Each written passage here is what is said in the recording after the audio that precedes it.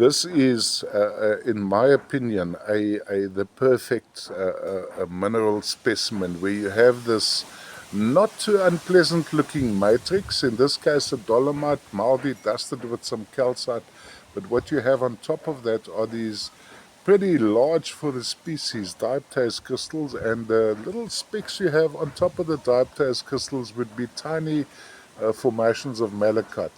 The reddishness would be some staining from iron oxides. When you look closer on the matrix, you'll find there are tiny druzy quartz crystals which have been partially included with the hematite or the iron staining, the iron oxides causing the reddishness. Deposit-wise, I believe these hail from Brazzaville, Congo, Manduli and surrounds, but I, in the past I was offering them as a Kolwezi mining district. Apparently that's not the case, so I still don't know for sure.